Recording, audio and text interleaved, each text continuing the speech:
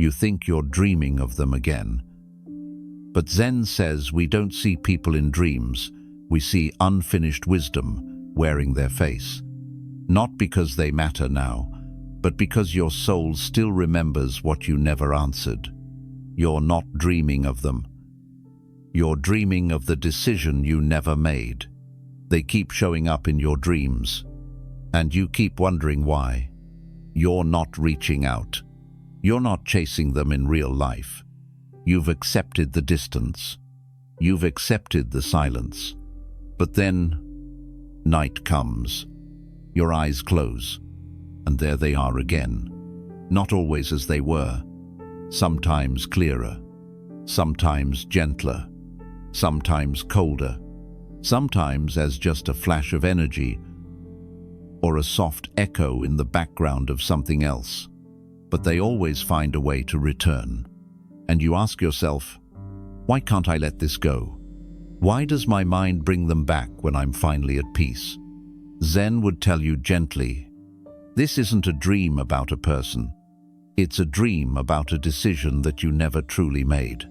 Not the kind of decision you say with your mouth, but the kind your soul makes in silence. There was a moment, you remember it, where your heart was full of knowing. You felt the pull to walk away, or to hold on, or to speak a truth you had buried for too long. But instead of acting, you hesitated. Maybe you were afraid of being wrong. Maybe you were waiting for a sign. Maybe you didn't want to be the one who caused the ending. So you waited for them to do it for you. And so you froze. Zen teaches that when the moment of clarity comes and we ignore it, it doesn't disappear. It becomes calmer, not in a punishing way, but in a cyclical way, a lesson that begins repeating itself in your thoughts, your dreams, your body, until it's finally honored. That's what your dream is doing. It's not romantic. It's not sentimental. It's not a mystical connection between souls still in love. It's a loop, a moment still asking to be completed. Zen doesn't ask you to analyze the person in your dream. It asks you to meet the you who froze in time. There is a version of you, still standing in that silent room, holding a choice that never got to breathe. That version of you never left. They stayed behind, waiting for the rest of you to come back and say, it's okay. You don't have to wait anymore. We're choosing now. And that's the thing about spiritual decisions. If they're never made, they don't go away. They go inward. They show up in how you hesitate to trust again. They show up in how you keep expecting people to leave. They show up in how your body tenses when love gets close. They show up in how your mind brings the same person back into your dreams. Because your soul doesn't want closure. It wants truth. And if you never gave it in waking life, it will look for it while you sleep. Zen doesn't rush your healing. It doesn't punish your confusion. It simply waits. And when the time is right, it gently places the mirror back in your hands, even if that mirror takes the form of a face you once loved. That dream, it's the universe saying, there's something here that you abandoned. Not the relationship, but the response your spirit needed. The dream repeats, because your soul doesn't believe in unfinished things. And no matter how long it's been, no matter how far you've gone, you will always return to the decision you avoided. Not because you're weak, but because you were meant to reclaim your voice. The voice that says, I choose peace over pretending. I choose clarity over comfort. I choose to leave, even if it hurts. I choose to stay, but only if I'm fully seen. This is what Zen calls true freedom, when the heart is no longer hostage to the ghost of a moment it never honored. You're not dreaming of them. You're dreaming of the part of you that knew what needed to be done and was waiting for you to be brave enough to do it. And once you finally sit with that version of yourself, not with shame, not with regret, but with gentle, quiet understanding, you'll notice something. The dream will stop visiting, not because the person has vanished from your memory, but because the question has finally been answered. And in the deepest Zen way, you'll wake up lighter, not because they're gone, but because you've returned to yourself, to your knowing, to the sacred decision that only you had the power to make. And this time, you did. They were the last person you believed could hurt you. So the wound became spiritual. They weren't just close. They were the last person you ever thought could hurt you. That's what made the pain different. That's what made it spiritual. It wasn't just a broken heart. It was a broken understanding of love, of trust, of reality. You trusted them in a way you didn't even realize. You told your soul, quietly, this one is safe. And that's why you didn't prepare yourself. That's why you didn't guard the softest parts of you. You let them see the version of you that rarely comes out. The gentle, the open, the sacred. And when they left, or when they changed, or when they broke the promise their energy once made, you didn't just feel hurt. You felt shaken. Because your soul doesn't shatter from distance. It shatters from disbelief. Zen doesn't treat this as weakness. Zen treats this as the moment of awakening. There is a teaching that says, when your trust is broken by someone you believed was pure, your soul is not being punished. It is being sharpened. You are not naive. You are not foolish. You just loved without calculation. And in the language of Zen, that is not failure, that is courage. But courage still bleeds. So now, they show up in your dreams. Not because you want them to, not because you haven't healed, but because your soul still hasn't made peace with the shock. How could it be them? How could that warmth turn so cold? How could the one who once calmed your storms become the one who left you in the rain? It wasn't what they did. It was who you thought they were. You didn't just lose a person. You lost a version of the world that made you feel safe. Zen calls this the breaking of illusion. It is one of the deepest forms of suffering, because it doesn't just hurt the heart, it hurts your center. You start to question your own discernment. You begin to fear your own intuition. You start to hold back love from the next soul who comes along. Not because they did anything wrong, but because the last time you trusted, you were wrong. And so, your mind dreams of the one who broke that sacred trust. Not to bring them back, but to replay the moment your inner compass was confused. Zen reminds us, the one who wounds your soul is not here to destroy it. They are here to reveal what was too pure to protect itself. And that's the real truth. They didn't hurt you because you were blind. They hurt you because you were honest. Because you were soft in a world that doesn't always know how to hold softness. So now your dream becomes a temple, a private space where your soul still tries to rewrite what happened, to make it make sense, to understand the moment when something divine turned into something painful. But there is another way. Zen doesn't ask you to explain what they did. It asks you to return to yourself, to that sacred version of you who trusted them fully, not to shame that part, but to bow to it, because that version of you, the one who believed in them, they were beautiful, and they deserve to come back. Not to trust that person again, but to trust you. The real healing begins when you stop waiting for answers and start rebuilding what was crushed. Not the relationship, but the relationship with yourself. Zen would say, the one who hurt you may never return to make it right. But you can return to the place inside you that was hurt and plant something sacred there. That dream is not a mistake. It's your spirit inviting you back to the place where you were wounded, so you can now rise from it. Not with bitterness, not with walls, but with wisdom. You are not the version of you that was shattered. You are the version that rose with new eyes. Eyes that see clearly, but still choose love. Eyes that see danger, but no longer freeze in fear. Eyes that know how to open, but also how to close, gently, with peace. And when you return to that strength, you'll realize something.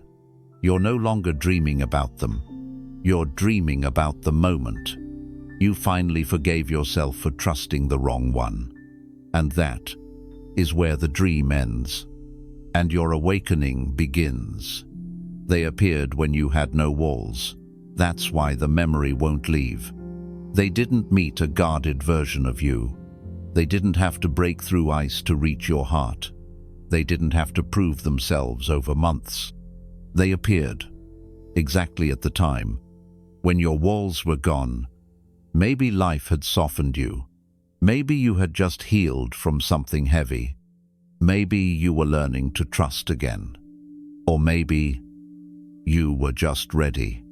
And then they came, not by force, not with a grand entrance. They just fit, like silence fits a mountain, like the moon fits the night. And that's why you let them in so easily, because at that time, there were no locks on your doors, no alarms, no masks, just you, unguarded, open, real. Zen says, when the heart is open, even the wind feels like a guest. But what happens when a guest doesn't stay? What happens when someone walks into that sacred space, not knowing how rare it is to be welcomed into such softness? They leave fingerprints. They leave energy. They leave echoes in places no one else has ever touched. And long after they've gone, you find yourself standing alone in that same space, asking, why does their memory still live here? It's not obsession. It's not weakness. It's not that you haven't moved on. It's that they were allowed into a version of you that even you hadn't fully met yet. That version wasn't created for them. It was just you, raw and available. You weren't performing. You weren't calculating. You weren't guarding. And now, you can't forget them, because they were there, in the room where your soul stood without armor. Zen speaks of this sacred vulnerability. It says, the flower that blooms without fear of being crushed remembers every step that came too close. That's what happened. You bloomed, and they stood close. And even if they didn't crush you, their presence altered something.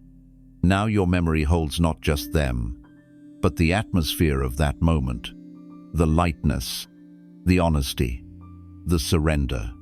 You're not remembering them. You're remembering the way your heart sounded when it wasn't afraid. And maybe that's what hurts the most. Not that they're gone, but that you haven't been able to return to that version of yourself since. You've tried. You've opened up to others. You've smiled. You've healed. But it hasn't felt the same. Because now, there are doors. There are locks. There are quiet, invisible fences around your soul. And Zen doesn't judge that. It understands. It knows what it means to be once wide open, and then burned by the cold hands of impermanence. So the dream returns. So the memory lingers. So the energy of their presence drips into the corners of your silence, not because you want them back, but because some part of you still misses the you who trusted without flinching. Zen doesn't ask you to erase that memory. It asks you to bow to it, because it wasn't about them. It was about who you were becoming when they arrived. And maybe now, Your soul is not longing for a reunion. Maybe it's longing for a return to that trust, to that openness, to that freedom to feel everything without the fear of losing it. You keep remembering them because they happened to be there when your heart was finally unlocked. But that doesn't mean they belong in that place again. It just means you now know what you are capable of. You now know what it feels like to be you, without walls. And slowly, gently, lovingly, you're being invited to find your way back to that version of yourself. But this time, with wisdom, with eyes wide open, and with a soul that's strong enough to stay soft, even after being hurt. Because in Zen, softness after pain is not weakness, it is mastery. And when you reach that place again, the memory will no longer haunt you. It will become a blessing, a turning point. The moment you realized what your spirit feels like when it's truly free. And that is something worth remembering. You're not haunted by them, you're haunted by the lesson you ignored. It's not them you can't forget. It's the moment you went silent, when your soul was screaming. They keep appearing in your dreams, not because they're still connected to you, but because your spirit still remembers the exact moment you disconnected from yourself. You knew. You sensed it. Not all at once, but in little pieces. In how they looked away when you were most open. In how your body tensed when you read their words. In how your energy dimmed after talking to them, even if they hadn't said anything harsh. Your soul whispered, "This is not it." But you didn't listen. And Zen doesn't shame you for that. It understands. Because sometimes the heart wants to believe so badly that it asks the soul to stay quiet. Sometimes the love we feel becomes louder than the truth we know. Sometimes we confuse spiritual discomfort for emotional challenge, and we wait. We wait for proof. We wait for one more sign. We wait for the pain to be so undeniable that we're finally forced to walk away. But while you waited, the lesson stayed. Zen says, whatever you avoid in truth returns as karma, not to punish, but to complete. That's what your dreams are doing. They're not about missing them. They're about unfinished wisdom. You didn't need closure. You needed honesty, and you couldn't give it to yourself then. Maybe because you loved them. Maybe because you saw potential. Maybe because you didn't want to be alone again. But now, every time you dream of them, you're not seeing them. You're seeing the moment you turned away from your own knowing. You're haunted not by their presence, but by the presence of the version of you that tried to forget what was clear. And that's a deeper ache. That's the kind of ache Zen calls a spiritual bruise, one you carry long after the relationship ends. Because when someone hurts you, it fades. But when you ignore your own clarity, that echo becomes a teacher that won't leave the room. Zen teaches this with compassion. When the path was shown and not taken, the soul circles back, not out of guilt, but out of guidance. That dream is your guidance. It's your heart saying, "You once silenced me. Please don't silence me again." This time, you don't have to relive the love. You don't have to chase the past. You don't even have to regret. You just have to sit quietly and remember the moment you said, "It's fine," when you knew it wasn't. That moment is what's asking to be healed. The lesson wasn't that they were wrong for you. The lesson was that you were right about yourself all along. And now, the real healing begins. Not when you forget them, but when you finally tell that past version of you, you weren't crazy. You weren't overreacting. You felt it because it was real. Zen doesn't ask you to tear apart your memories. It asks you to walk back to the moment of ignored truth and bow to it, to pick up the wisdom that was left there, to carry it forward with calm, to move with a kind of clarity now that doesn't wait to be broken to act. Because next time, and there will be a next time, you'll feel that same subtle energy, that same whisper, and now you'll know what it means to trust yourself in real time. So let the dream come. Don't be afraid of it. It's not dragging you backward. It's trying to push you into a higher version of yourself. The version that listens to what the eyes can't see, what the ears can't hear, but what the soul always knows. And once you've honored that lesson truly, deeply, without shame, you'll wake up one day and realize the dream has stopped coming. Not because the memory has been erased, but because the message has been received. And when that happens, you'll feel something no one ever taught you how to name: spiritual peace. They awoke a part of you that your soul had locked away. You didn't love them because they were perfect. You didn't hold on because they were everything you ever prayed for.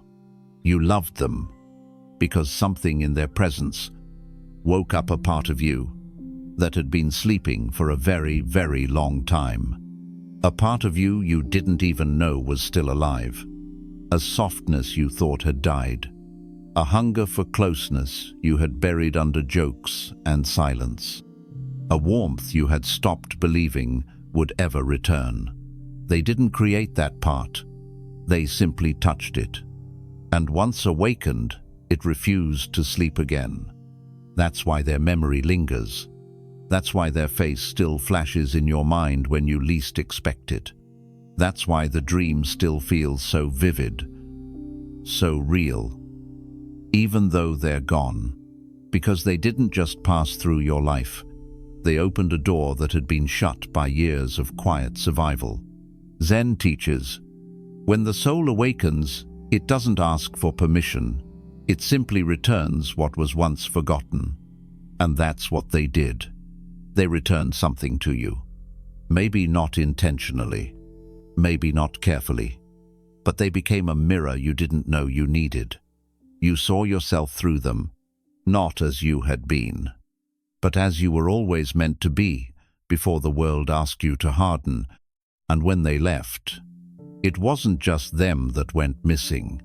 It was that feeling, that light, that rediscovered part of you that now had no place to rest.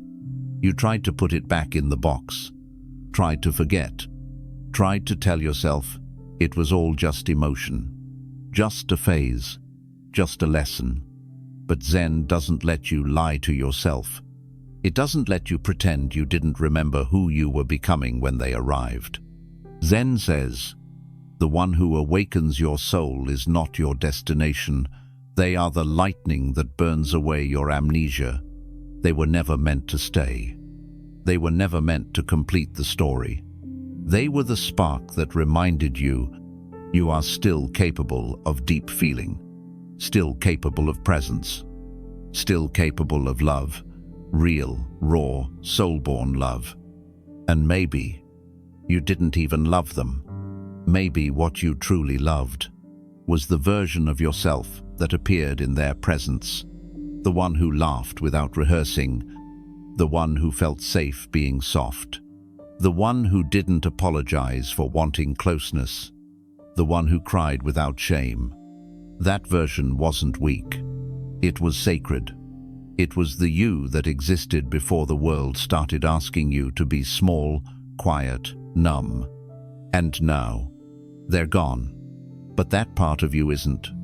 It's still here, still awake, still aching to be seen not by them, but by you. Zen doesn't teach you to chase the person who opened the door.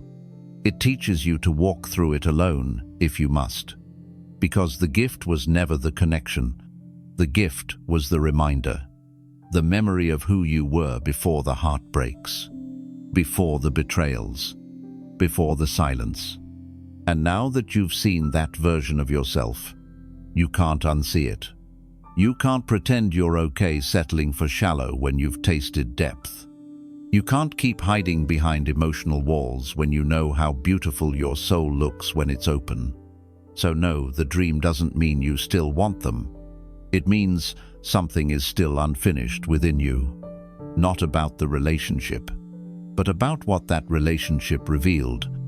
And the only way to truly move forward is not to erase what they awoke, but to become it, to live it, to honor it, to protect that awakened part of you.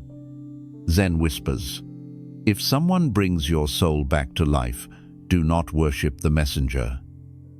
Bow to the message and carry it alone if you must. So let them go, but not the part of you they brought back. Let the dream fade, but not the memory of the light it left inside you. Because what they stirred in you was never about romance. It was resurrection. And now that you've risen, you're not here to go back to sleep. You're here to keep walking awake, aware, and whole. You keep seeing them because you keep avoiding who you became after them. You keep dreaming of them. And every time, you wake up with that strange heaviness in your chest. Like your body remembers something your mind keeps trying to forget. You ask yourself, why are they still showing up? I don't want them back. I'm not in love anymore. I've healed, haven't I? But Zen would ask something else. Not why are they showing up again, but what are they trying to show you about who you became after they left? Because maybe the dream isn't about the past. Maybe it's about the part of you that changed the moment they walked away. You don't talk about it much, but you know. Something shifted in you. You laugh a little less easily now. You double-check the tone in people's voices. You wait longer before you trust. You're careful. You're quieter. You don't cry like you used to. Not because you're stronger, but because you don't feel as safe anymore. Zen teaches, when a wound is not accepted, it becomes identity. And that's what happened, didn't it? They didn't just hurt you. They introduced you to a version of yourself that you weren't ready to meet. The guarded one, the skeptic, the overthinker, the one who questions everything now, especially softness. You stopped recognizing yourself, but you didn't talk about it, because everyone told you it was growth. They said, you're stronger now, wiser now, more aware, but you never asked for wisdom that came at the cost of your light. And now, that's why the dream keeps returning. It's not them that you haven't let go of. It's the version of yourself you became after they broke you, and how you still haven't made peace with them. You don't like that version, because you know it's not the real you. It's the reaction to pain, a layer built to protect, but it ended up trapping something sacred inside. Zen doesn't see this as failure. Zen sees it as a returning, a chance to meet yourself in the after and say, I see who I became, and I'm ready to come home now. Because the truth is, you haven't come home yet, have you? You left parts of yourself behind. The softness, the hope, the trust. The parts that once believed in something beautiful, and you buried them, not because they were wrong, but because the pain convinced you they were dangerous. Zen says, the soul does not fear the person, it fears becoming what pain made of it. So the dream doesn't come to haunt you. It comes to help you see you, to remind you what version of yourself you've been avoiding, the part you didn't choose, but had to become. The armor you wear now, not because it fits, but because it feels safer than walking unguarded. But it's time to meet that version of you, to sit with them, to understand why they exist, and to ask them, gently, if they're still needed. Maybe they were for a time, but you're not surviving anymore. You're waking up. You're remembering that strength and softness don't have to be enemies. That being wise doesn't mean being suspicious. That protection doesn't have to come at the price of presence. You can still be aware without being cold. You can still be cautious without being closed. You can still protect your soul and still let it shine. The dream isn't here to drag you back to the past. It's here to help you forgive who you had to become when the person you trusted disappeared. So don't just let go of them. Let go of the parts of you that only came alive because of pain. And when you do, you'll remember the version of you who trusted, who hoped, who loved freely, who existed before the pain rewrote your story. And from there, you won't need the dream to return, because the message will already be alive in you. And you'll finally be walking, not as the version that was left behind, and not as the version that had to survive, but as the one who chose to return to yourself. They were the symbol of a timeline that died too soon. You keep seeing them in your dreams, and yet it's not their presence that aches the most. It's the timeline, the life that almost happened, the version of you that almost existed. It wasn't just about the person. It was about who you were starting to become when they entered your life. The way your spirit softened, the way your hope returned, the way you imagined things finally turning into something safe. And then it ended. Suddenly, quietly, maybe with a goodbye, maybe without one. But what no one really talks about is how painful it is to grieve something that never fully happened. You didn't just lose them. You lost a storyline, a path, a version of the future you were beginning to believe in. Zen calls this grief without a funeral, and it's one of the hardest kinds. Because how do you mourn a life that you only lived in your imagination? How do you close a door when the room was never fully built? You keep dreaming of them not because your heart is stuck on the past, but because your soul remembers the road that almost became real. And that memory, that ghost of what could have been, still walks beside you sometimes, especially when the world is quiet. Zen teaches, the pain is not in the loss of what was, but in the echo of what could not be. And that echo lives in you, in the songs you skip without knowing why, in the places you no longer visit, in the version of your smile that quietly disappeared. You didn't just lose a person, you lost a feeling, a dream, a sacred thread that you were following until it frayed in your hands. And even now, you try not to touch that thread. You tell yourself it's over, that you've healed, that things weren't that deep. But your dreams say otherwise, because the dream is where timelines go, when they are no longer allowed to live in the light. Zen doesn't try to bring those dreams back. It simply bows to them, because in the language of Zen, you are not just grieving the other person, you are grieving yourself. The version of you that believed, that hoped, that waited, that softened, that built a world out of possibility. And that version deserves to be seen, not dismissed, not rushed, not minimized.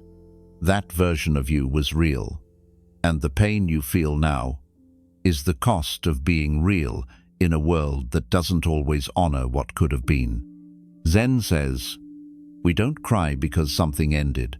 We cry because a part of us still remembers the shape we were about to take. So maybe the dream is not trying to bring them back. Maybe the dream is giving you one last chance to say goodbye to the life that never got to live. And maybe, in that dream, you can look around at that alternate reality, see the version of you who loved without fear, who smiled without suspicion, who trusted the road ahead, and say to them, I'm sorry the story ended here, but I'll carry the best of you forward. I'll carry the light, even if I never got to live the full day. And then, gently, you can let the dream go, not with bitterness, not with denial, but with quiet reverence, because some timelines are not meant to be lived, only remembered as sacred blueprints that guided your spirit toward a stronger, deeper, more awakened version of itself. Zen teaches that no path is ever wasted. Even the ones that disappear leave behind invisible steps that shape who you become.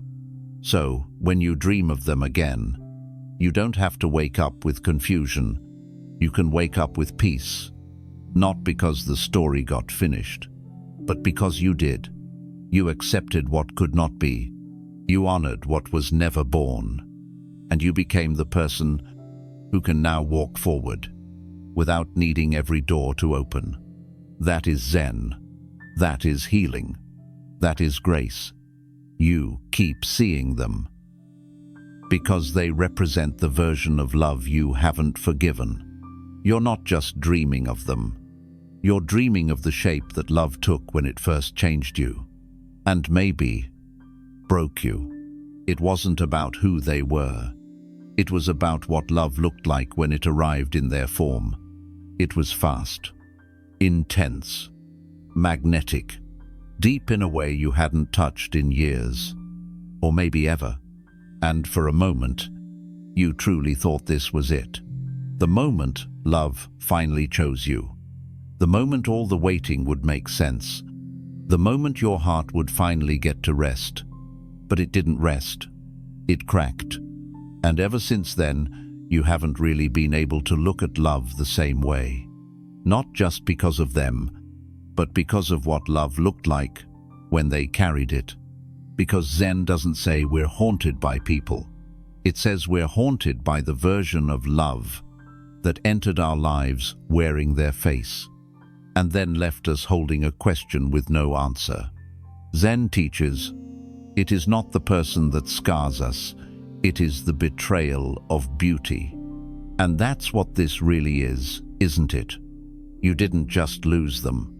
You lost the way you used to see love. You used to believe love was gentle. Now you flinch when it gets too close. You used to think love meant safety. Now you look for warning signs in even the kindest eyes. You keep dreaming of them because you haven't yet forgiven the way love showed up and then vanished before your soul could finish its sentence. And that is a wound that doesn't bleed. It hums quietly in every relationship you start, in every hand you hesitate to hold. In every moment you feel joy and ask yourself, how long will this last? Zen doesn't ask you to erase that pain. It invites you to sit beside it, to gently say, I see you. I see how you were once soft, and how love made you feel betrayed, not by a person, but by the timing, by the promise, by the weight of your own vulnerability. You're not weak. You're not broken. You're just still holding the memory of a kind of love that knocked on your door like salvation and then left like a lesson. And in Zen, even that kind of love is sacred, because the purpose of that love was not to stay.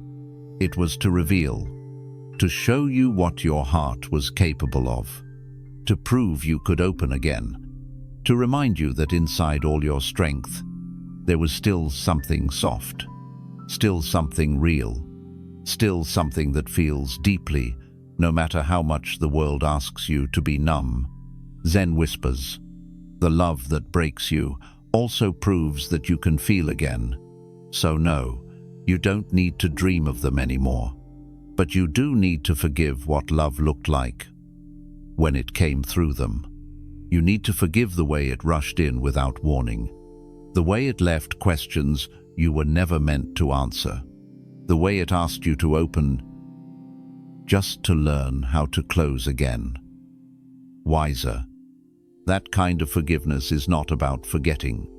It's about releasing the grudge you secretly hold against love itself, because you deserve to believe in it again. Not the story, not the person, but the possibility. You keep seeing them because they were the form love took when it first cracked your soul wide open. But now it's time to understand. The form was never the point. The awakening was. And if you can forgive that form, if you can release the pain wrapped around how it ended, then you'll be free. Not just from them, but from the fear of ever feeling that deeply again. And that's when the dream will stop. Not because you forgot, but because your soul finally healed its relationship with love, and you'll be ready to feel again, to trust again, to open again. But this time, not because love came knocking, but because you remembered you are love, with or without the one who once carried it to your door. So if they keep appearing in your dreams, don't rush to forget. Don't shame yourself for remembering. Don't confuse the ache for weakness, because sometimes the dream isn't pulling you backward, it's guiding you inward, toward the parts of you still waiting to be seen, toward the questions you buried in silence, toward the version of you who deserved peace, but never got a chance to say goodbye. Zen doesn't ask you to let go of the dream. It asks you to listen, then bow to what it came to teach. And when the lesson is heard, the soul finally rests. Not because they've left your mind, but because you've returned to yourself, completely, quietly, whole.